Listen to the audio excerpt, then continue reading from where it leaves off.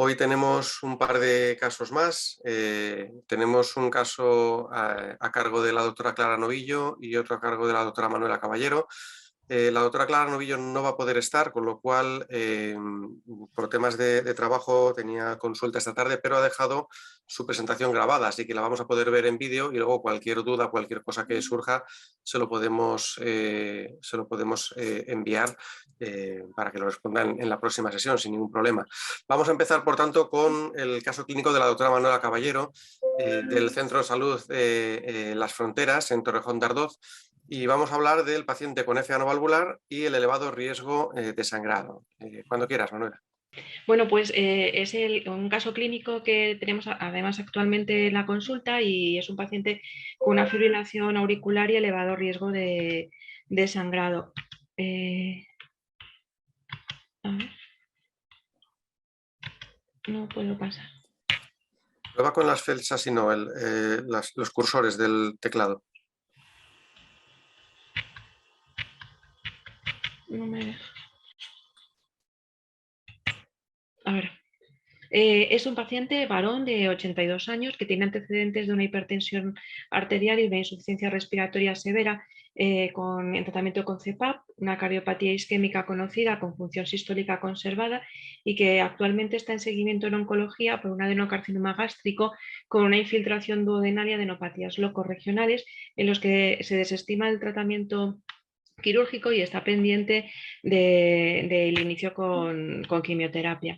Entonces, este paciente en noviembre del 2021 ingresa en medicina interna por una hemorragia digestiva alta con un shock hemorrágico y ahí aparece el diagnóstico del adenocarcinoma gástrico y en este mismo ingreso hace un infarto agudo de miocardio hemodinámico secundario a este proceso, con una anemización que requiere la transfusión con 3 concentrados de matíes, hierro y eritropoyetina.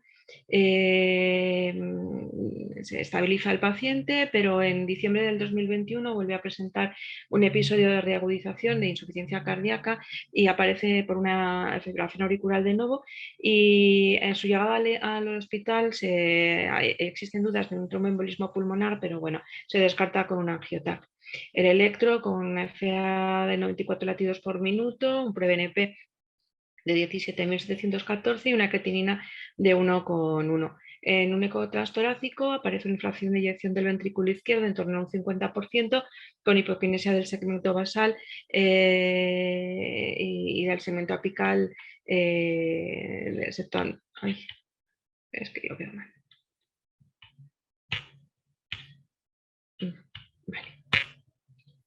Con este diagnóstico de una insuficiencia cardíaca congestiva descompensada con sobrecarga de las cavidades derechas, una FA de reciente diagnóstico en el que el chat-BAX aparece de 5 y un chat-BLED de 2 y el adenocarcinoma gástrico en estadio 4 con manejo con quimioterapia, pues se valora junto con el paciente y la familia la indicación de anticoagulación pese al elevado riesgo hemorrágico que presenta el paciente y se inicia tratamiento con el apixaban de 2,5 cada 12 horas, Seguril, el pantoprazol por la mañana y por la noche, hierro y el bisoprolol de 2,5.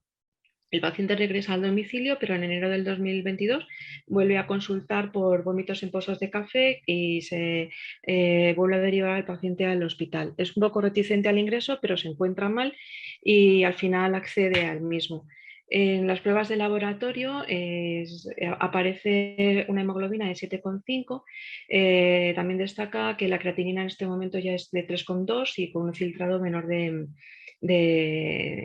15. En urgencias ya presenta sangre oculta en heces positiva y en el electro pues sigue con su fibrilación auricular con una gastroscopia en fundus y cuerpo en el que se observan zonas de mucosa eritematosa y congestiva sin sangrado ni restos activos en este momento. Se transfunde al paciente con concentrados de matíes y se corrigen las alteraciones iónicas y bueno, tras la estabilización hemodinámica se le devuelve al domicilio para seguimiento con atención primaria y con los especialistas. Está claro que los pacientes anticoagulados tienen más riesgo de sufrir una hemorragia digestiva en comparación con la población general y que tras un episodio de hemorragia digestiva la decisión de reintroducir los anticoagulantes está basada en un balance entre el riesgo y el beneficio que podemos observar. Entonces, a la hora de valorar el riesgo tromboembólico o el sangrado del paciente, depende de las patologías que tiene el paciente y de los factores no modificables, y en diferentes sociedades, tanto europeas como norteamericanas, se nos proponen las escalas del Chatbacks y el Hasbred, y además una herramienta que permite combinar ambas y que nos ayuda un poco a la toma de decisiones. En este paciente, en la escala del Chatbacks, pues bueno, pues aparece un punto por la insuficiencia cardíaca congestiva, otro punto por la hipertensión arterial, una edad de 82, con lo cual es mayor de 75 años, tendríamos 2 puntos, y luego también otro punto por el infarto previo. En cuanto a la escala del Hasblet, presenta una hipertensión arterial, con lo cual tendría un punto, los antecedentes de sangrado y la edad del paciente, con lo que sumarían unos 3 puntos. Dentro de los factores de riesgo hemorrágico tendríamos que ver los factores de riesgo modificables y los no modificables. Dentro de los factores modificables, ay, es que, perdón. Tendríamos la hipertensión arterial, el tratamiento concomitante con antiagregantes plaquetarios y losaínes, la ingesta excesiva de alcohol, la falta de adherencia a los anticoagulantes, la profesión del paciente, el control que tiene con el INR o la elección de los anticoagulantes. Y el resto serían los factores no modificables. Existe esta página que os indico aquí, que uniría las dos escalas, con lo cual en este paciente nuestro, teniendo en cuenta que es un varón de 82 años y con los antecedentes que hemos descrito, nos saldría un riesgo tromboembólico con un riesgo de un 15,26% y un riesgo de sangrado de 1,9%. Además de esto, tenemos que tomar una decisión consensuada tanto con el paciente como con la familia.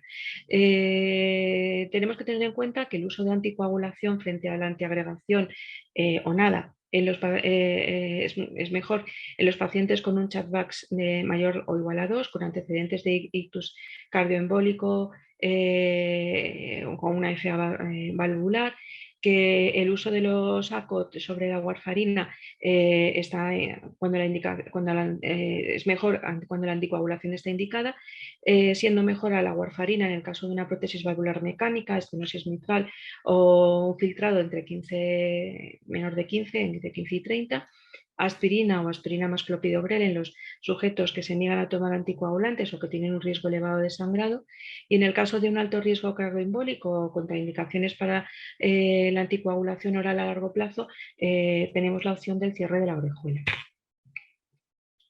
En cuanto a estos aspectos prácticos pues tendríamos contraindicaciones para el uso de los anticoagulantes, como sería un sangrado activo, diatesis hemorrágica severa, la trombopenia menor de 50.000, un trauma grave, procedimientos invasivos, un tumor intracraneal o espinal, una hemorragia intracraneal previa, la hipertensión arterial severa, una anestesia neuroaxial.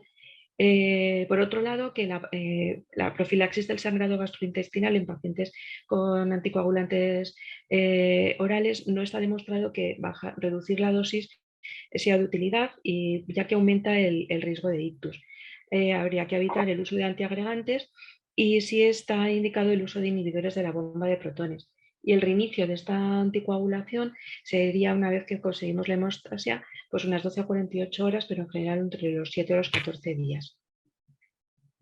Es verdad que un paciente recibe un tratamiento trombótico, lo recibe por un motivo y su retirada nos va a incrementar el riesgo por el que se puso ese tratamiento.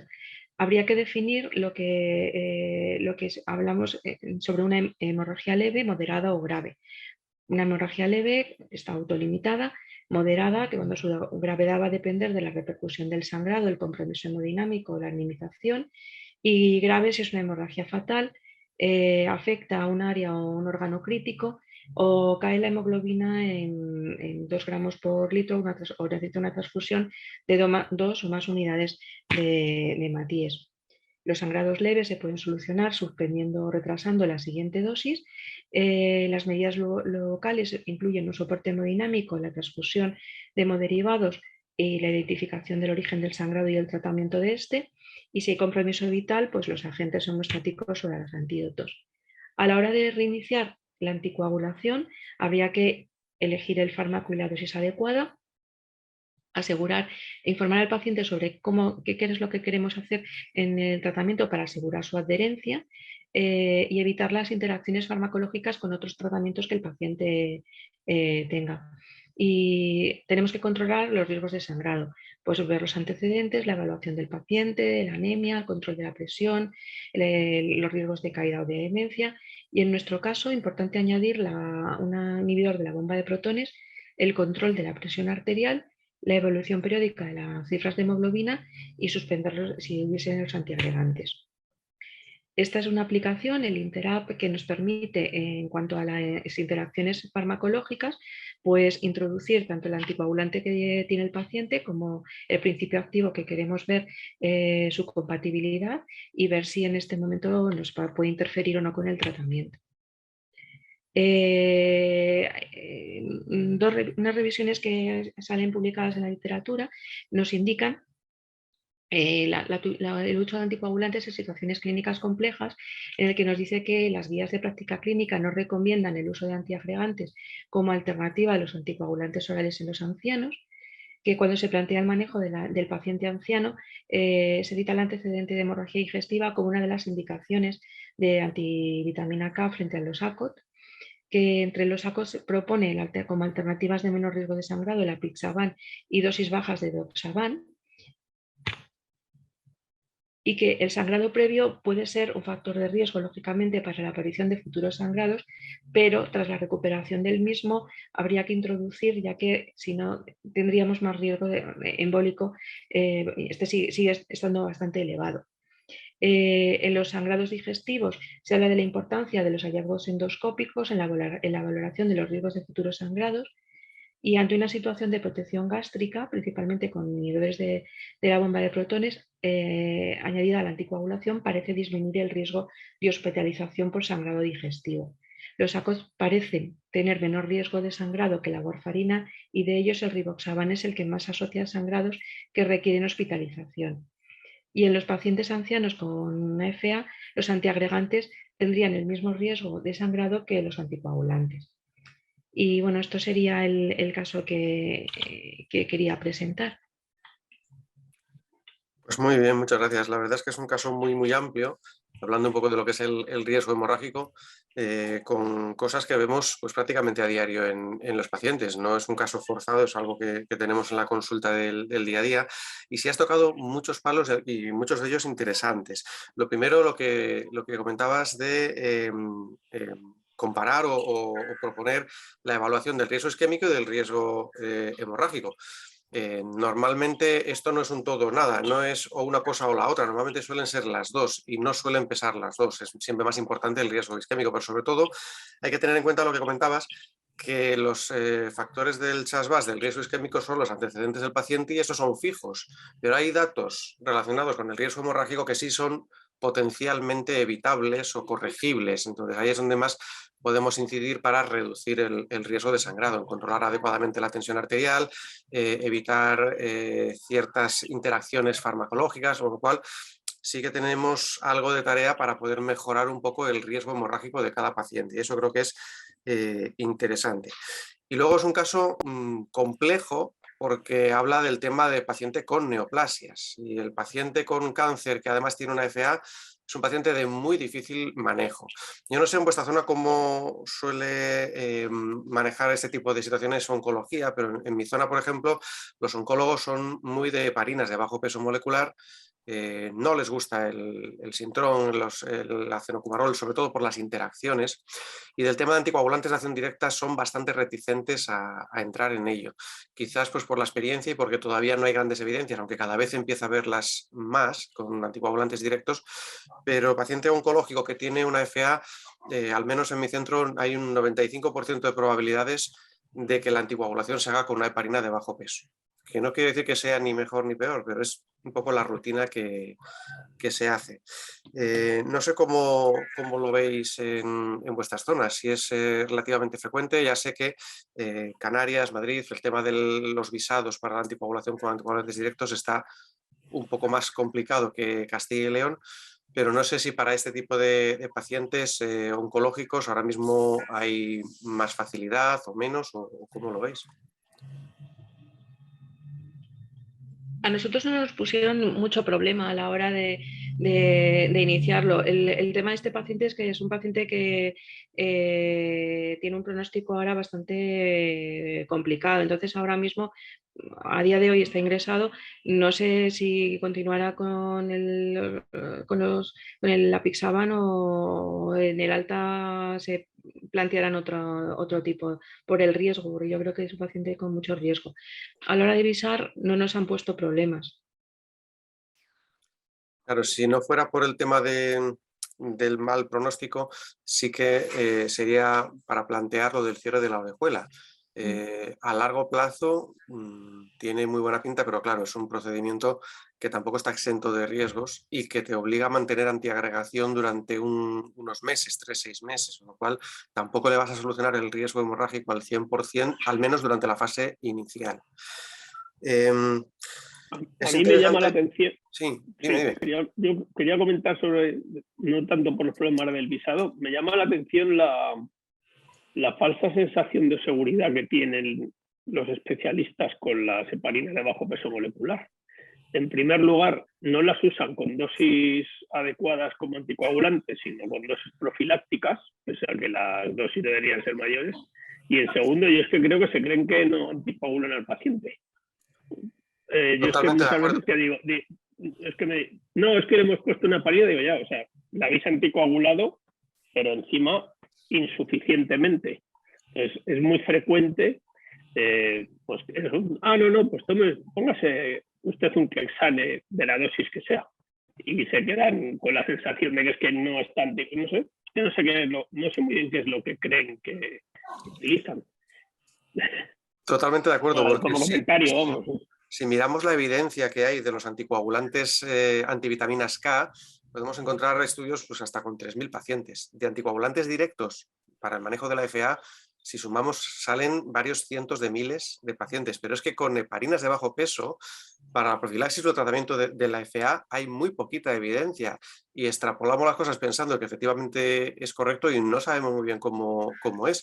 Es sobre todo, efectivamente, esa sensación falsa de cierta seguridad o de, bueno, es verdad que con las heparinas se ha demostrado que el sangrado es relativamente bajo y a lo mejor me quedo tranquilo, pero luego puede pasar como con el texto que has puesto ahí en el PowerPoint, que está sacado pues de guías y protocolos donde recomiendan manejo con apixaban, que estoy de acuerdo, o con dosis bajas de doxaban, y lo de dosis bajas de doxaban va pues porque en el estudio ENGAGE los que utilizaban la dosis baja tenían menos riesgo, pero la dosis baja mal usada, o sea, excesivamente baja para lo que corresponde, incrementaba un 41% el riesgo de ictus isquémico. Y eso a día de hoy no se debe hacer. Se sabe que la dosis es 60 o 30 en el caso del edosaban y no le des la mitad de lo que le corresponde porque te quedas corto. Entonces, totalmente de acuerdo que hay que vencer ciertas cosas, ciertas rutinas. Yo en este caso probablemente hubiera hecho lo mismo. Estoy de acuerdo en que el rivaroxaban es el que tiene más riesgo hemorrágico, no me lo plantearía. En un sangrado digestivo el edosaban tampoco, porque un sangrado digestivo, sobre todo por neoplasias digestivas, el edosaban sí que incrementa un poco más el riesgo de sangrado.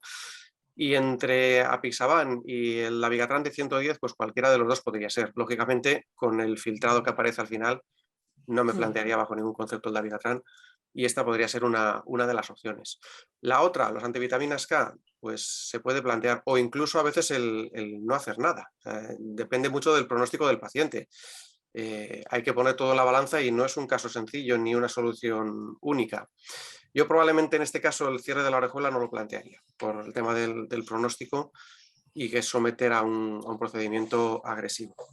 Y luego sí que es interesante lo de las aplicaciones, el Inter-app, todo esto, porque muchas veces son pacientes polimedicados y de hecho hay en las guías de la ERA del año 2018 que hablan de las interacciones con los fármacos antineoplásicos, hay tablas que son páginas y páginas de la misma tabla para ver qué es compatible con cada fármaco, sobre todo con los anticoagulantes.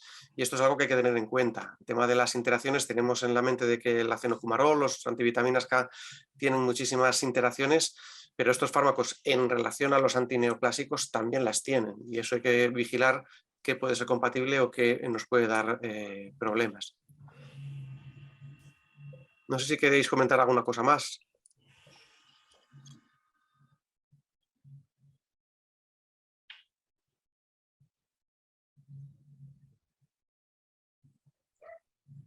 Pues si no, si queréis podemos pasar al segundo caso, el caso de la doctora Clara Novillo, que lo vamos a ver ahora en vídeo. Es un caso que dura un poquito menos de 20 minutos y luego podemos comentar, debatir y lo que vaya saliendo se lo podemos pasar por escrito a la doctora. Buenas tardes, soy la doctora Novillo del Centro de Salud de Las Cortes y vengo a presentarles el caso clínico sobre paciente con fibrilación auricular no valvular que tiene además una edad avanzada y una insuficiencia renal. Les presento el caso de una paciente que vino a mi consulta. Es una mujer de 78 años que acude por disnea de moderados esfuerzos y palpitaciones desde hace 15 días. Además, como antecedentes personales, tiene una cardiopatía isquémica tipo infarto agudo de miocardio, que lo tuvo hace 10 años. Por ello, lleva un stent farmacoactivo en la descendente anterior y está en tratamiento con ácido acetilsalicílico 100 miligramos al día. Además, tiene una hipertensión arterial, está en tratamiento con lisinopril hidroclorotiazida y con bisoprolol 2,5 miligramos cada 24 horas. Es una paciente que tiene una diabetes mellitus tipo 2 de 20 años de evolución, con un adecuado control glucémico para la edad y los años de evolución. Tiene una glucemia basal de 145 y una hemoglobina glicada de 7,1. Está en tratamiento con metformina linagliptina cada 12 horas y glargina U300 12 unidades por la noche. Además, tiene una hipercolesterolemia en tratamiento con rosuvastatina ezetimiba y una enfermedad renal crónica con un estadio G3A1 con una creatinina de 1,57 y un filtrado de 44. Tiene una gonartrosis bilateral que tiene además una prótesis total de rodilla derecha y la paciente lo trata con analgésicos y en muchas ocasiones con antiinflamatorios no esteroideos. La paciente además vive con su marido, tienen 2 hijas con las que no convive y recibe ayuda a domicilio para tareas del hogar. En cuanto a su situación funcional, camina con bastón, tiene un índice de Bartel de 80 con una dependencia leve, un Frail mayor de 3, es una paciente por tanto frágil, y un índice de Downton mayor de 2, con un riesgo elevado de caídas. En cuanto a su situación cognitiva, tiene un deterioro cognitivo leve que no ha sido filiado por el momento. En la exploración física destaca un sobrepeso con un índice de masa corporal de 29, tiene una presión arterial que está bastante controlada, 138/87, una frecuencia cardíaca de 95 latidos por minuto y a la auscultación pulmonar pues se encuentra arrítmica, tiene un soplo sistólico 2/6 y un murmullo vesicular conservado. En las extremidades no hay edemas, los pulsos periféricos son simétricos y conservados y la paciente pues acude a nuestra consulta para recibir una analítica que se había realizado unos días antes. Cuando estamos hablando con ella nos comenta que lleva unos 15 días con disnea y palpitaciones. En cuanto a la analítica, pues tiene una hemoglobina de 13, el perfil tiroideo y hepático no hay alteraciones significativas, la hemoglobina glicada está en 7,1 y luego vemos que hay un empeoramiento de la función renal con respecto a la previa con una creatinina de 1,6 y un filtrado de 38. Tiene una excreción de albúmina creatinina de 28. Le realizamos un electro al auscultar la arrítmica y entonces confirmamos que tiene una fibrilación auricular con una respuesta ventricular conservada. El diagnóstico de la FA viene determinado porque en el electro vemos intervalos RR completamente irregulares hay una ausencia de ondas P identificables y presenta una actividad auricular irregular. Además, al realizar el electro debemos determinar la frecuencia cardíaca, explorar posibles defectos de conducción, posibles datos de isquemia y buscar signos de cardiopatía estructural. La Sociedad Europea de Cardiología introduce el esquema 4SAF que permite caracterizar la FA teniendo en cuenta el riesgo de ictus, la gravedad de los síntomas, la carga de la FA y la gravedad del sustrato. Y así poder realizar un abordaje integral. Puesto que la FA puede cursar sin síntomas, pero puede llegar a producir síntomas discapacitantes y la gravedad de los síntomas influye en las decisiones que vamos a tomar sobre el tratamiento para el control de ritmo, debemos caracterizar el estado sintomático mediante la escala que propone la European Heart Rhythm Association. En el caso de nuestro paciente, presenta un estadio 2B con síntomas moderados, ya que su actividad diaria normal no está afectada por los síntomas de la FA, pero sí que los síntomas suponen un problema para el paciente. Por otra parte, la vía de la ABC, en la que se establecen los 3 pilares fundamentales para el tratamiento de la fibrilación auricular, que son A, para la anticoagulación, B, para la prevención del ictus, B, buen control de síntomas y C, control de otros factores de riesgo cardiovascular y comorbilidades, permite optimizar la atención a los pacientes con FA en todos los niveles de atención sanitaria y entre las diferentes especialidades. Comparada con la atención estándar, esta implementación de la vía ABC se ha asociado con un menor riesgo de muerte por cualquier causa y menor incidencia de la variable compuesta de ictus, sangrado grave y muerte cardiovascular. Al detectar este primer episodio de FA de nuestra paciente, valoramos que la situación hemodinámica de la paciente es estable, que lleva un tiempo de evolución incierto, por lo tanto, nosotros debemos controlar frecuencia cardíaca, valorar si es necesario iniciar o no la anticoagulación y posteriormente derivar a cardiología para que se realice un ecocardiograma, que se elija cuál va a ser el tratamiento definitivo de la paciente y valorar si se trata de un caso complejo o no que necesite reevaluación posterior por su parte. El facultativo que diagnostica la FA debe realizar la valoración del riesgo tromboembólico y hemorrágico del paciente para valorar si existe necesidad de tratamiento en la prevención del ictus cardioembólico. Entonces, nuestra paciente tiene un riesgo de ictus valorado con la escala de Chasbach de 6, por tanto, tiene un riesgo cardioembólico moderado alto y se recomienda la anticoagulación.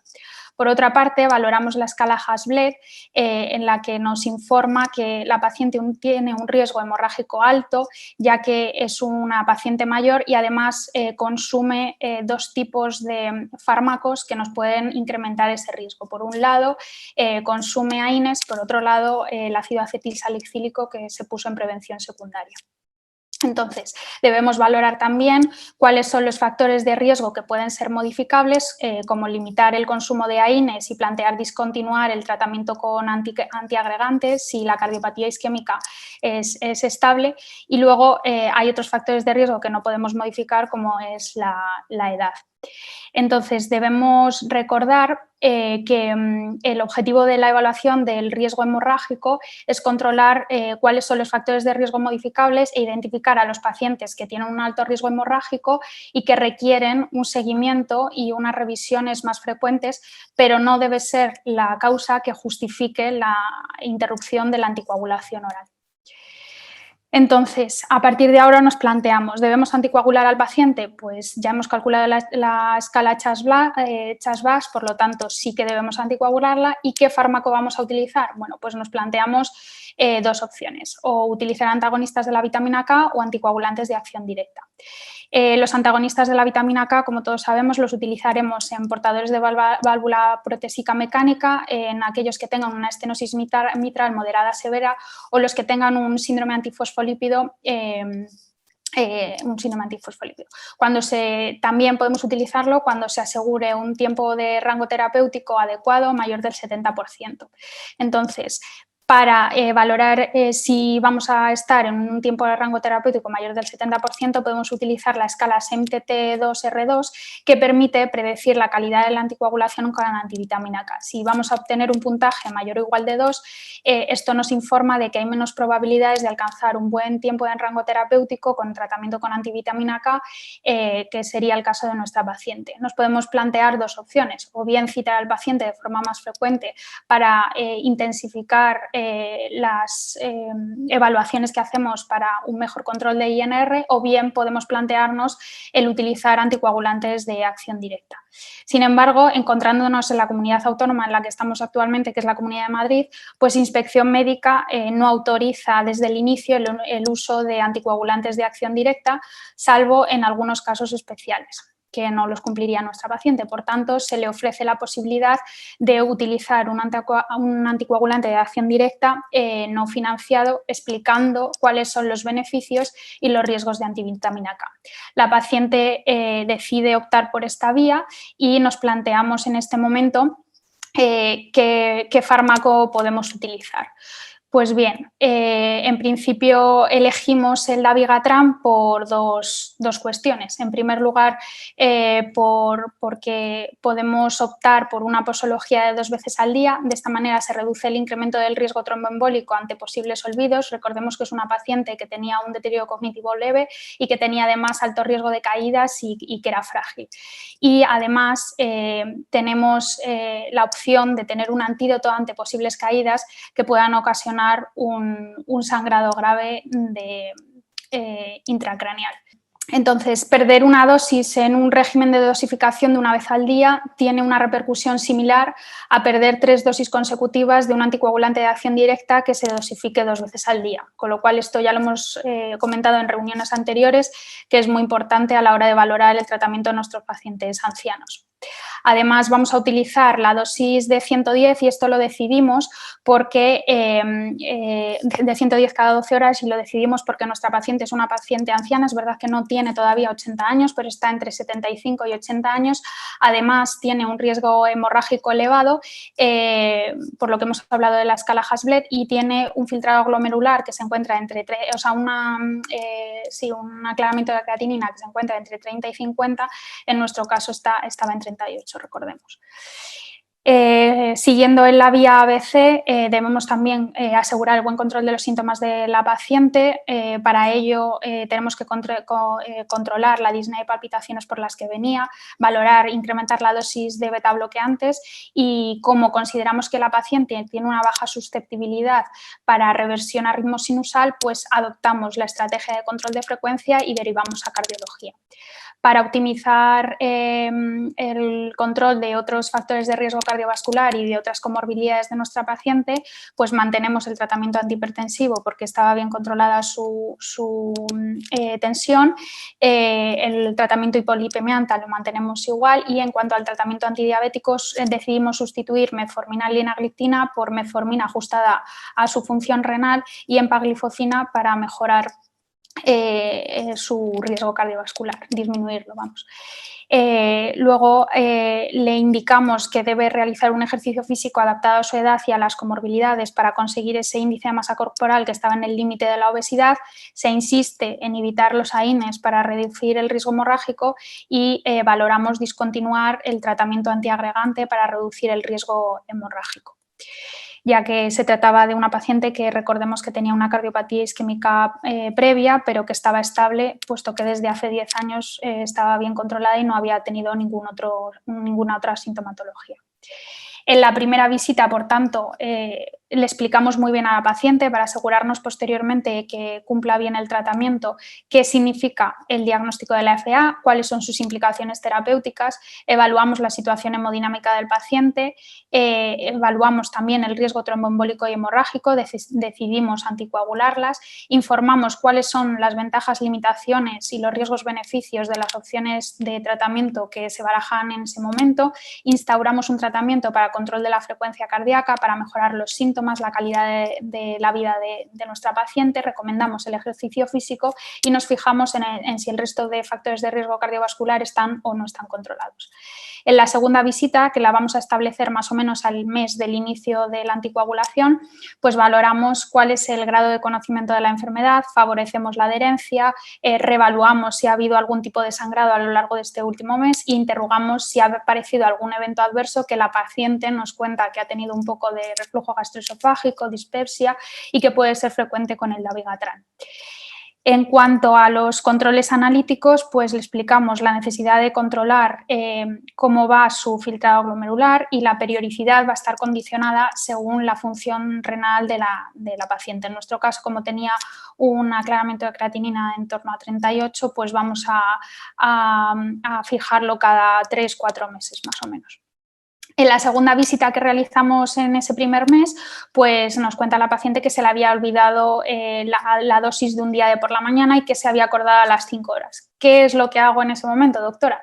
Bueno, pues entonces lo primero que tenemos que hacer es decirle póngase alarmas en el móvil, utilice pastilleros, utilice hojas de medicación que ponga en la nevera, que vaya tachando si se ha tomado o no se ha tomado la medicación y bueno, que se ayude también de su familiar, que recordemos que vivía con su marido. Y entonces le explicamos que si se olvida del dabigatran, del anticoagulante de acción directa que está tomando, ya que tiene un régimen de dosificación cada 12 horas, pues que puede tomar la dosis olvidada antes de que hayan pasado 6 horas. Si han pasado más de 6 horas, que no lo debe tomar y que se puede esperar a la siguiente toma. En el caso de que hubiéramos optado por un régimen de anticoagulación oral directa de 24 horas, le podemos indicar que puede tomar la dosis olvidada en las 12 horas siguientes y que se tome cuando se acuerde, y si han pasado más de 12 horas, que no se lo tome y que se espere a la siguiente toma. Si no recuerda si lo ha tomado o no, pues mejor no tomarlo y continuar hasta la próxima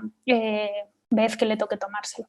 Y si se toma doble dosis, pues si es un régimen de dosificación cada 12 horas, pues deberíamos saltar a la siguiente toma, y si se ha tomado doble dosis en un régimen de cada 24 horas, pues seguir el régimen de dosificación normal.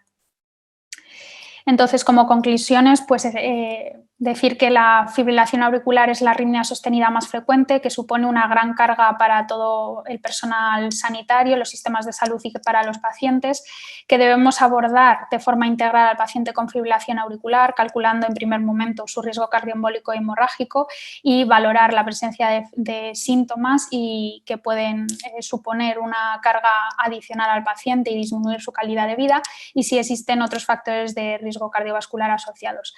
En el paciente anciano, como hemos visto, es muy importante a la hora de determinar cuál es el mejor régimen terapéutico, valorar su situación social, funcional y cognitiva, y luego además pues debemos establecer cómo deben ser los controles analíticos posteriores para vigilar la función renal, que ya sabemos que es habitual que se vea reducida en pacientes de edad avanzada.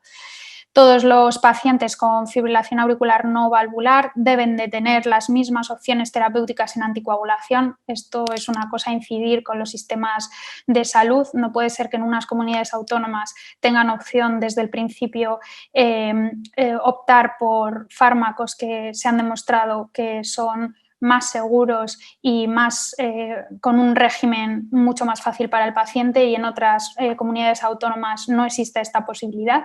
Y luego incidir en que omitir una dosis de un anticoagulante de acción directa con pauta de 2 veces al día tiene menor impacto que la omisión de una dosis de un anticoagulante de acción directa con dosificación de 1 vez al día.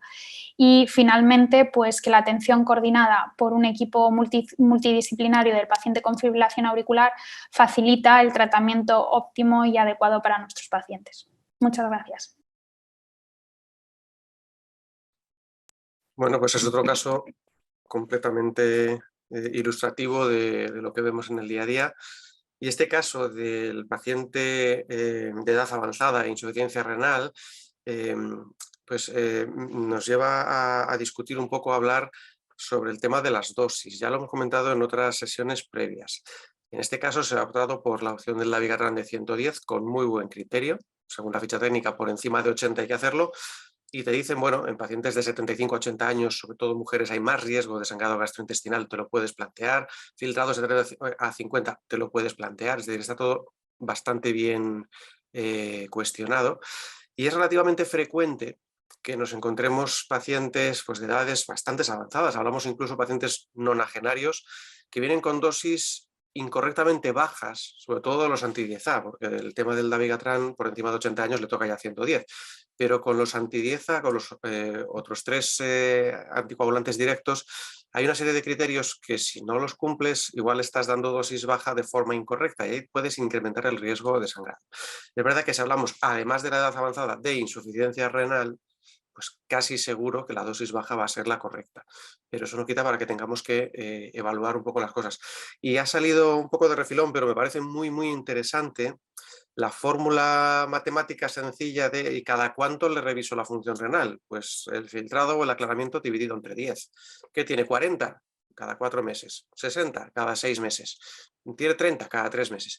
Está bien porque es una forma de valorar esos casos en los cuales quizás tengas que hacer el ajuste de dosis a la alza o a la baja en función de que mejores o que empeores la función renal. Entonces, en esas situaciones donde la función renal no está espectacularmente bien, y en pacientes ancianos es el día a día, viene bien saber cada cuánto tenemos que controlar esa función renal por si hiciera falta ajustar tanto los anticoagulantes directos como el resto del tratamiento. No sé si queréis comentar alguno de vosotros algo en este sentido.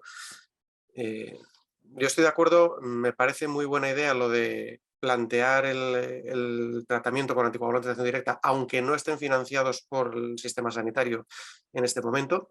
Nosotros lo hacemos con el tema del tromboembolismo, ya lo hablamos en la revisión, vamos, en la sesión previa. En la FA nosotros no tenemos problema para poder empezar de entrada con un anticoagulante directo y yo estoy totalmente de acuerdo en que ojalá en las 17 sistemas sanitarios que tenemos en España tuviéramos todos pues, facilidad para poner el tratamiento que realmente necesitan nuestros pacientes. Ahí creo que hay poco más que añadir. No sé si tenéis algún comentario o alguna pregunta que hacer, aunque no esté aquí la doctora Clara Novillo, como decía al principio, se lo hacemos llegar. Así que cualquier cosa que queráis participar, o bien por el chat, o bien con el micro, lo que queráis. Bueno, no es el motivo de las sesiones, pero bueno, un ajuste que se ha hecho en esta paciente del caso clínico que tenía metformina más linagliptina, se cambió a metformina más empagliflozina. Todo esto es muy, muy discutible. Estoy de acuerdo en que la EMPA aporta un valor añadido, el ISGLT2, en este perfil clínico de pacientes, pero la lina tampoco está mal. Tampoco es una mala opción porque, de hecho, de los IDPP4 es el único que tiene evidencias en reducción de albuminuria y de medidas de protección renal. Y esta es una paciente con insuficiencia renal. Yo no tengo claro el tema de si lo mejor es cambiar lina por EMPA o a lo mejor añadirlo, teniendo en cuenta que los dos fármacos son seguros, no dan hipoglucemias y puede aportar un beneficio extra. Ya digo que esto no es el motivo de este foro, ni mucho menos, pero bueno, es lo único que se me ocurre, no de criticar, pero sí de pues, comentar un poco en relación al manejo del cuadro, porque lo demás creo que está todo muy bien estructurado y bien planteado.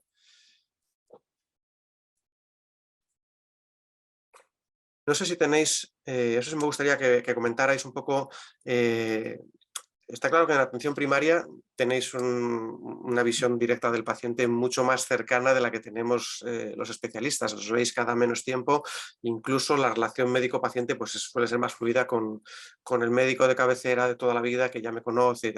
De cara a las preguntas que suelen hacer los pacientes que están anticoagulados, no sé si es relativamente frecuente o no que os encontréis pues lo que se ha comentado, de qué hago si me olvido una dosis, o si tomo un exceso, o si tengo que ir al dentista, me tiene que sacar una muela y no sé si tengo que quitar una dosis o 2 dosis. ¿Es relativamente frecuente este tipo de consultas o es una cosa muy, muy de vez en cuando? Lo digo porque yo, por ejemplo, en mi práctica clínica es poco frecuente que los pacientes te hagan este tipo de preguntas, pero entiendo que a vosotros sí debería ser bastante más habitual. No sé cómo lo veis.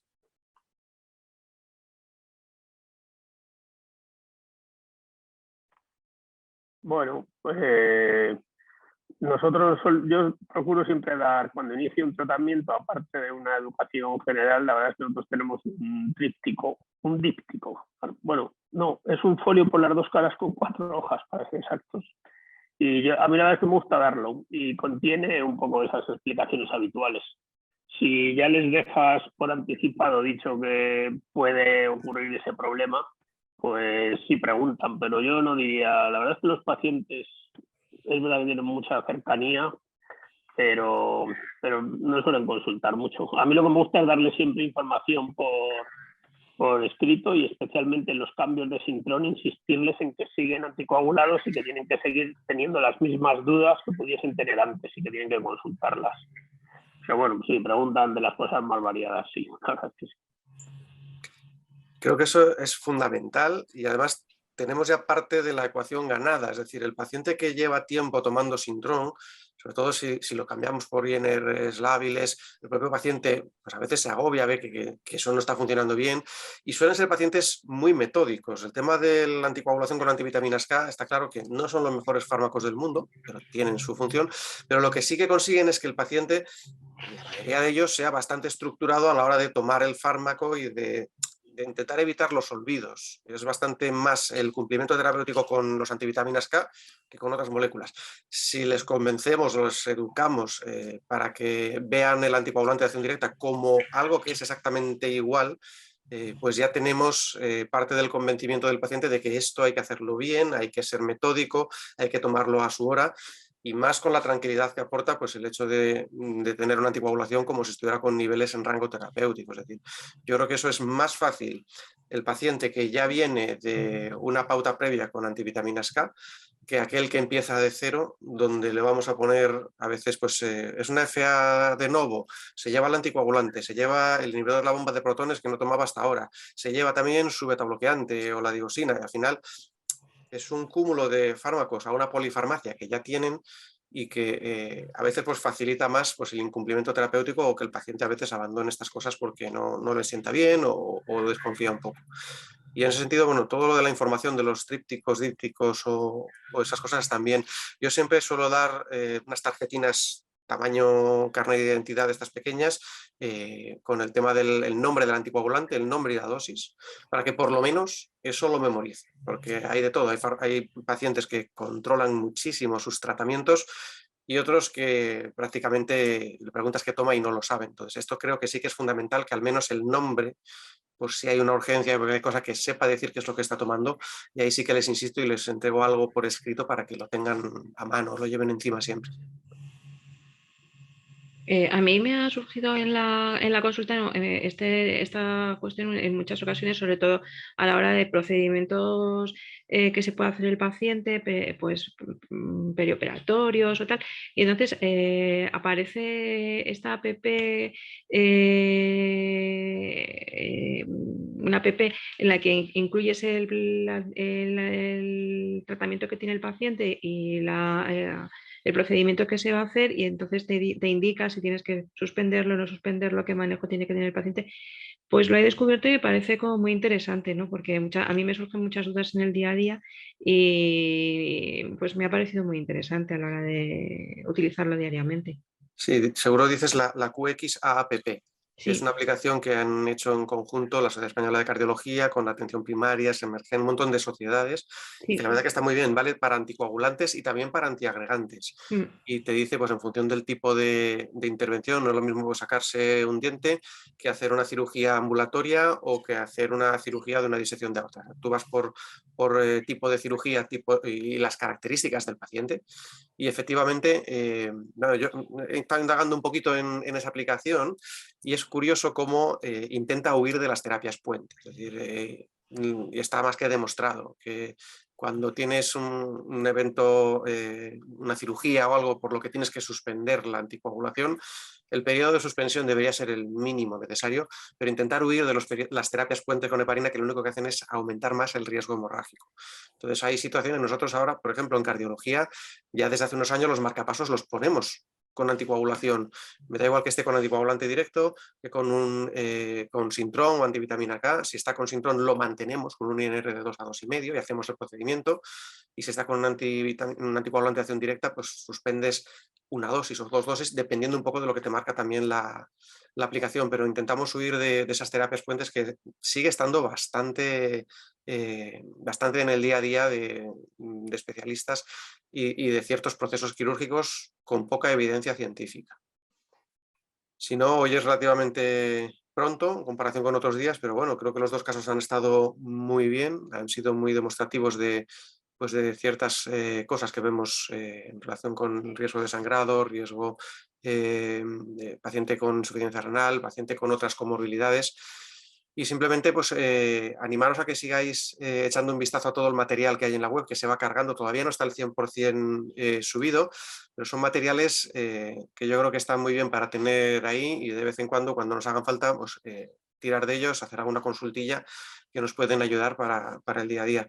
Y por mi parte nada más. Si queréis damos por finalizado la sesión de hoy. Muchísimas gracias a todos, a las ponentes por la exposición y al resto por comentarios y por estar ahí. Y nos vemos en la próxima, el mes que viene. Así que Muchas gracias, doctores. hasta entonces. Muchas gracias. Buenas tardes. Buenas tardes.